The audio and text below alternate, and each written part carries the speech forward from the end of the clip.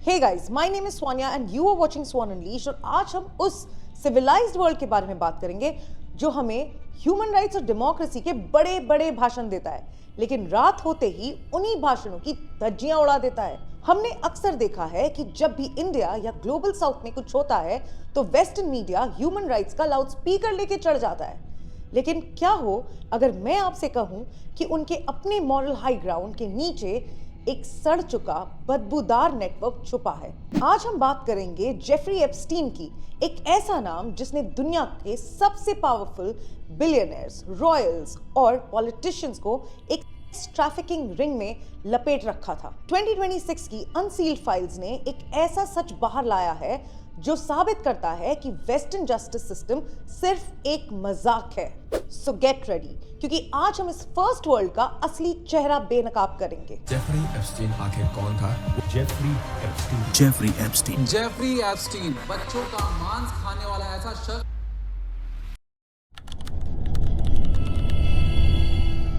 2026 में एक कानून पास हुआ, एप्स्टीन फाइल्स ट्रांसपेरेंसी एक्ट। वादा था कि सब सच बाहर आएगा और आया भी, पूरे 35 लाख पेजेस। लेकिन दोस्तों, ये ट्रांसपेरेंसी नहीं बल्कि एक कैलकुलेटेड लीक था। सिस्टम ने क्लाइंट्स के नाम तो पब्लिक डोमेन में डाल दिए, लेकिन विक्टिम्स के नाम आज भी लीगल रिडक्शंस के पीछे छुपे हैं। Deputy attorney general Todd Blanche ने बड़े आराम से कह दिया, we have made our legal obligations.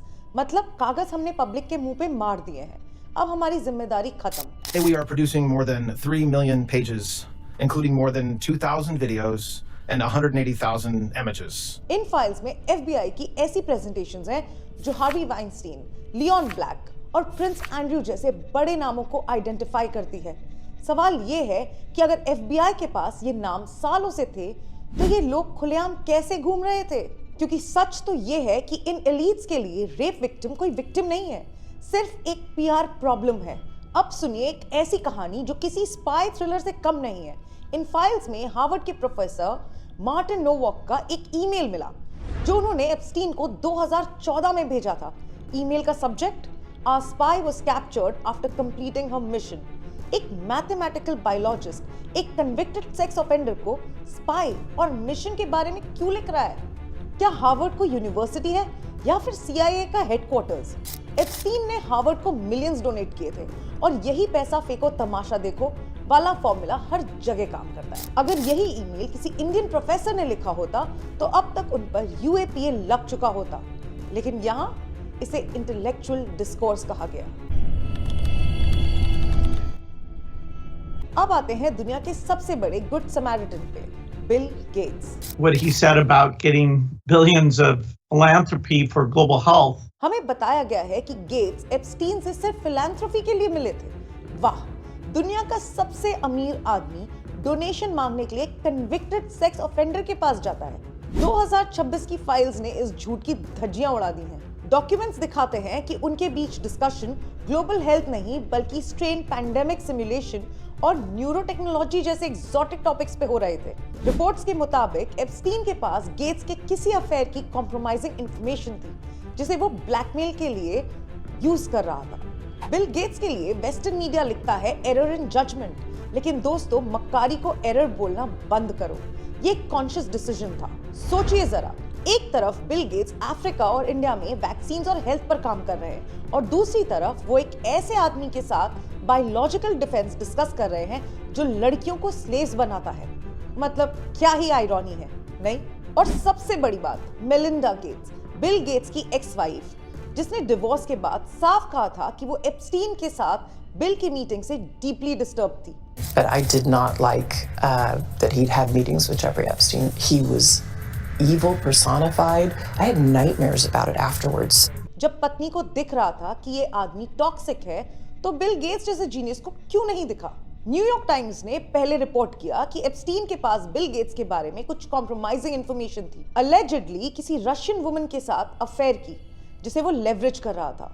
दोस्तों, अगर ये सच है तो इसका मतलब है कि दुनिया का सबसे पावरफुल फिलैंथ्रोपिस्ट एक सेक्स ट्रैफिकर के द्वारा ब्लैकमेल हो रहा था। अगर यही सिनेरियो किसी डेवलपिंग नेशन के लीडर के साथ होता तो वेस्टर्न मीडिया हेडलाइंस लगाता, leader compromised by criminal syndicate. लेकिन बिल गेट्स के लिए हेडलाइंस होती है, Gates regrets error in judgment. मतलब एरर इन जजमेंट? मक्कारी को एरर बोलना बंद करो। ये कॉन्शियस डिसीजन था। आपने अपनी रेप्यूटेशन, अपना पैसा, अपनी ताकत एक क्रिमिनल के साथ शेयर की। मॉरल का लेक्चर फ्री में, अकाउंटेबिलिटी पेड वर्जन में। वाह। अब चलते हैं बकिंगम पैलेस, वो जगह जहां से हमने डिसेंसी और प्रोटोकॉल सीखा है। प्रिंस एंड्रयू, अब सिर्फ Andrew Mountbatten Windsor, queen Elizabeth II के लाडले बेटे। इनका केस वेस्टर्न हिपोक्रेसी का सबसे बड़ा एग्जाम्पल है। वर्जीनिया ज्यूफ्रे, जो एप्स्टीन की विक्टिम थी, उसने कोर्ट में शपथ लेकर कहा कि जब वो सिर्फ 17 साल की थी तब उसे लंदन, न्यूयॉर्क और यूएस वर्जिन आइलैंड्स में प्रिंस एंड्रयू के पास के लिए भेजा गया। उसने डिटेल डिस्क्रिप्शन दिया एंड्रयू के शरीर का, उसके बिहेवियर का। एक फोटो भी है जिसमें प्रिंस एंड्रयू वर्जीनिया की कमर पे हाथ रख के खड़े हैं और पीछे है गिलेन मैक्सवेल। जिनको नहीं पता उन्हें मैं बता दूं that Ghislaine Maxwell has been Jeffrey Epstein's partner in all the crimes. वो उनके लिए लड़कियां सोर्स करती थी, लड़कियों को क्लाइंट के पास भेजती थी, उन्हें ग्रूम करती थी, एक्सेट्रा एक्सेट्रा। एनीवेज, अब वापस आते हैं प्रिंस एंड्रयू पे। प्रिंस एंड्रयू का डिफेंस क्या था? बीबीसी के एक इंटरव्यू में उन्होंने कहा, मैं उस फोटो में हूं ही नहीं। फिर कहा, मैं उस रात पिज्जा एक्सप्रेस में था। और सबसे लेजेंडरी डिफेंस, मुझे पसीना नहीं आता, आई डोंट स्वेट, क्योंकि मुझे फॉकलैंड्स वॉर में ओवरडोज हो गया था एड्रेनालिन का। वाह, क्या ही मेडिकल मिरेकल है ये आदमी। लेकिन असली खेल तब हुआ जब सिविल केस कोर्ट में पहुंचा। बजाय कोर्ट में जाकर अपनी इनोसेंस प्रूव करने के लिए एंड्रयू ने क्या किया? सेटलमेंट। और सेटलमेंट का अमाउंट 12 मिलियन पाउंड्स, लगभग 16 मिलियन US डॉलर्स। अब यहाँ रुकिए और सोचिए, अगर आप इनोसेंट हैं, अगर आपने कुछ नहीं किया, अगर वो लड़की झूठ बोल रही है, तो उसे चुप रहने के लिए आप 120 करोड़ रुपए क्यों देंगे? मतलब ये कौन करता है कि मैं इनोसेंट हूँ, लेकिन ये लो 120 करोड़ लो और चुप रहो? ये कौन सा लॉजिक है? और सबसे बड़ा स्कैंडल ये है कि ये इतना सारा पैसा आया कहाँ से? क्योंकि प्रिंस एंड्रयू की तो कोई जॉब ही नहीं है, उनकी इनकम इतनी है ही नहीं। रिपोर्ट्स इंक्लूडिंग द टेलीग्राफ ने कंफर्म किया कि ये पैसा लेट क्वीन एलिजाबेथ II ने दिया था। पर कहां से? डची ऑफ लैंकेस्टर से। अब डची ऑफ लैंकेस्टर क्या है मैं बताती हूँ। ये क्वीन की प्राइवेट इनकम है जो टेक्निकली सोवरेन लैंड से आती है, मतलब एक तरह से स्टेट का पैसा या मोनार्क का प्रिविलेज वेल्थ। इस पैसे को यूज किया गया एक एलिजेड सेक्स अब्यूज केस को दबाने के लिए। सोचिए, अगर ये इंडिया के प्रधानमंत्री या प्रेसिडेंट ने अपने किसी रिश्तेदार का केस दबाने के लिए किया होता तो New York times, Washington post, BBC, CNN सब टूट पड़ते, डॉक्यूमेंट्रीज बनती, सैंक्शंस लगते, India is unsafe for women के पोस्टर्स लगाए जाते UN में। लेकिन जब क्वीन अपने बेटे का रेप केस सेटल करती है मिलियंस देके, तो इसे फैमिली मैटर कहा जाता है, प्रोटेक्टिंग द मोनार्की कहा जाता है। अगर ये इंडिया, अफ्रीका, मिडिल ईस्ट में होता तो रिजीम चेंज की मांग होती, लेकिन क्योंकि ये ब्रिटेन है तो एंड्रयू अभी भी रॉयल लॉज में रह रहा है, एक 30 कमरों के मैंशन और मेज से घुड़सवारी कर रहा है। टाइटल्स ले लिए गए लेकिन लग्जरी नहीं गई, अकाउंटेबिलिटी का नाटक हुआ पर सजा नहीं मिली।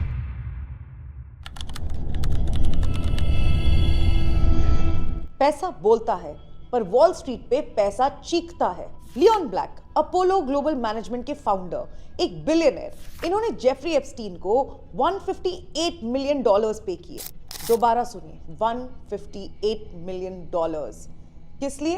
लियोन ब्लैक का कहना है कि ये पैसा टैक्स एडवाइस और एस्टेट प्लानिंग के लिए था। दोस्तों, मैं आपसे पूछती हूँ, दुनिया का सबसे महंगा लॉयर, सबसे बड़ा CA, सबसे बड़ा फाइनेंशियल विजर्ड भी $158 मिलियन फीस नहीं लेता। और जेफरी एप्स्टीन, ना वो कोई लॉयर था ना कोई CA था, वो एक कॉलेज ड्रॉप आउट था जिसका गणित सिर्फ लड़कियों की उम्र कम करने में चलता था। सेनेट फाइनेंस कमेटी, जिसका चेयरमैन सेनेटर रॉन वाइडन है, उसने अपनी इन्वेस्टिगेशन में पाया कि पैसा शायद एप्स्टीन के क्रिमिनल ऑपरेशंस को फंड करने के लिए यूज हुआ था। उन्होंने पाया कि ये अमाउंट इनएक्सप्लिकेबली लार्ज था। सोचिए, एक बिलियनर एक सेक्स ऑफेंडर को $158 मिलियन दे रहा है। क्या ये सिर्फ फीस थी या ये हश मनी थी? क्या लियोन ब्लैक किसी चीज के लिए ब्लैकमेल हो रहे थे? 2026 के डॉक्यूमेंट्स में लियोन ब्लैक का नाम प्रोमिनेंट नेम्स लिस्ट में है और विक्टिम्स ने एलिगेशन लगाया है कि उन्होंने ब्लैक के साथ सेक्सुअल एक्ट्स करने के लिए फोर्स किया गया था। अगर यही $158 मिलियन किसी इंडियन बिजनेसमैन ने दाऊद इब्राहिम के किसी एसोसिएट को दिए होते कंसल्टेंसी के नाम पर, तो prevention of money laundering act लग जाता उस पे, और वो तो क्या, उसका पूरा खानदान जेल में होता, एसेट सीज हो जाते, मीडिया ट्रायल होता। लेकिन लियोन ब्लैक, उन्होंने बस अपनी कंपनी के चेयरमैन पोस्ट से रिजाइन कर दिया। That's it. आज भी वो बिलियनर है, आज भी वो आर्ट कलेक्टर है, आज भी वो सोसाइटी में रिस्पेक्टेबल है। पर क्यों? क्योंकि ह्यूमन राइट्स का सॉफ्टवेयर सिर्फ ग्लोबल साउथ के लिए इंस्टॉल होता है, वॉल स्ट्रीट के फायरवॉल अलग है। अब थोड़ा पीछे चलते हैं, साल 2008, फ्लोरिडा। ये वो साल था जब वेस्टर्न जस्टिस सिस्टम ने अपनी आत्मा ही बेच दी थी। जेफरी एप्स्टीन पकड़ा गया था। FBI के पास 53 पेजेस का इंडाइटमेंट था। पुलिस के पास गवाह थे, विक्टिम्स थे। एप्स्टीन को लाइफ इम्प्रिजनमेंट होनी चाहिए थी, लेकिन हुआ क्या? अलेक्जेंडर अकोस्टा, जो उस वक्त US अटॉर्नी थे और बाद में ट्रंप के लेबर सेक्रेटरी बने, उन्होंने एप्स्टीन के साथ एक डील साइन की, नॉन प्रोसिक्यूशन अग्रीमेंट। जब आप इस डील के टर्म सुनेंगे तो खून खौल उठेगा आपका। Struck a more lenient deal. Epstein served just 13 months in a county jail for those charges. Epstein को सिर्फ 13 महीने की जेल होगी, वो भी वर्क रिलीज पर। इसका मतलब है दिन भर ऑफिस में रहो और रात को जेल आ जाओ सोने। और सबसे खतरनाक clause, immunity for any potential co-conspirators and unnamed co-conspirators. इसका मतलब समझ रहे हैं आप? अकोस्टा ने एक ब्लैंक चेक साइन कर दिया था। उन्होंने कहा कि एप्स्टीन के साथ जो भी अमीर पावरफुल लोग इन्वॉल्व थे, उन्हें हम कभी प्रोसिक्यूट नहीं करेंगे। बिना उनका नाम लिए, बिना इन्वेस्टिगेशन किए उन्होंने एडवांस पार्डन दे दिया था। मतलब ये कैसा कानून है? ये कैसा ड्यू प्रोसेस है? अकोस्टा ने बाद में कहा कि उन्हें बताया गया था कि एप्स्टीन इंटेलिजेंस का बंदा है। तो क्या इंटेलिजेंस एजेंसीज अब बच्चों की ट्रैफिकिंग रन कर रही है? अगर इंडिया में कोई जज या प्रोसिक्यूटर ऐसी डील किसी क्रिमिनल को दे दे तो हम उसे करप्शन कहते हैं, हम सड़क पर उतरते हैं। लेकिन अमेरिका में इसे प्रोसिक्यूटोरियल डिस्क्रिशन कहा गया। और मजे की बात तो ये है कि विक्टिम्स को बताया तक नहीं गया कि ये डील साइन हो गई है। उनके राइट्स को कुचला गया, उनके राइट्स को बुरी तरह कुचल दिया गया, ताकि कुछ बिलियनर्स और पॉलिटिशियंस चैन की नींद सो सके। ये वो रूल ऑफ लॉ है जिसका लेक्चर हमें दिया जाता है।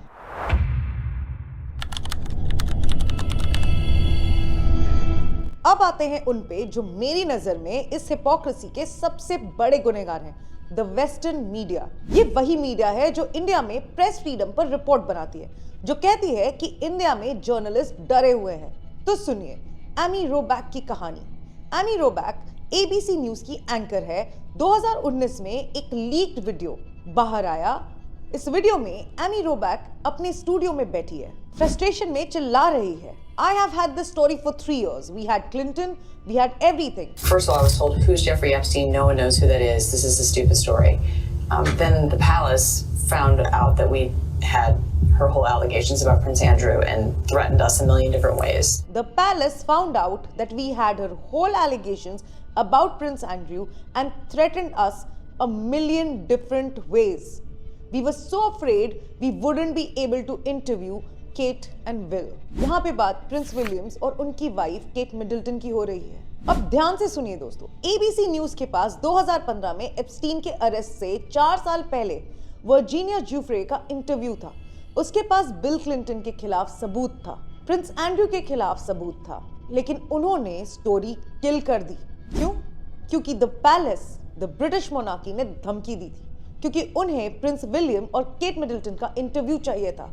इसलिए उन्होंने एंड्रू के विक्टिम्स की आवाज ही दबा दी। ये है इनकी जर्नलिज्म इंटेग्रिटी। जब बात अपने एलिट्स को बचाने की आती है तो ये एक्सेस जर्नलिज्म करते हैं। अगर हमने सच दिखा दिया तो प्रिंस विलियम इंटरव्यू नहीं देंगे, तो भाड़ में गया इंटरव्यू।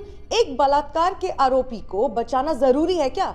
अगर इंडियन मीडिया ने किसी पॉलिटिशियन को बचाने के लिए किसी विक्टिम की स्टोरी दबाई होती तो ये वेस्टर्न मीडिया वाले पेड मीडिया और स्टेट प्रोपेगेंडा चिल्लाते। लेकिन जब ABC न्यूज, BBC और NBC यही करते हैं तो इसे एडिटोरियल जजमेंट कहा जाता है। Due process only when elites are involved. जब कोई आम आदमी क्राइम करता है तो उसका चेहरा टीवी पे फ्लैश होता है। जब एप्स्टीन और उसके दोस्त क्राइम करते हैं तो फाइल्स सील हो जाती हैं और मीडिया एलिजिडली का जाप करने लगता है। 2021 में गिलेन मैक्सवेल, जो कि एप्स्टीन की पार्टनर थी, कोर्ट ने उसको सजा सुनाई पूरे 20 साल की सेक्स ट्रैफिकिंग के लिए। अब आपको लगेगा कि तो बहुत अच्छी बात है, जस्टिस सर्व्ड, पर गलत। यहां एक लॉजिक फेल है जो किसी को भी समझ आ जाएगा। मैक्सवेल को कन्विक्ट किया गया ट्रैफिकिंग के लिए।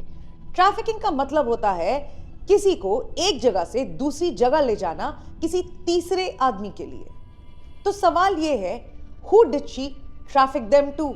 अगर वो सप्लायर थी तो कस्टमर्स कहां थे और कौन थे? क्या उसने लड़कियों को हवा में ट्रैफिक किया था? क्या उसने भूत प्रेतों को सप्लाई किया था?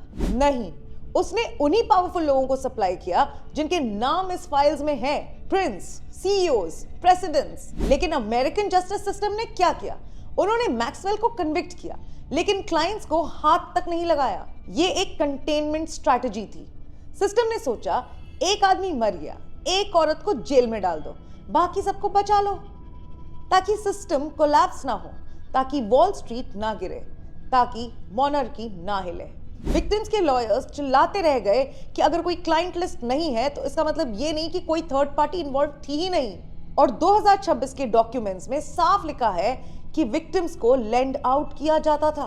लेकिन डिपार्टमेंट ऑफ जस्टिस कहता है, sorry, insufficient evidence. Evidence victims के बयान में है, फ्लाइट लॉग्स में है, सेटलमेंट अमाउंट्स में है, लेकिन इनकी आंखों पर एलीट प्रिविलेज का चश्मा लगा हुआ है।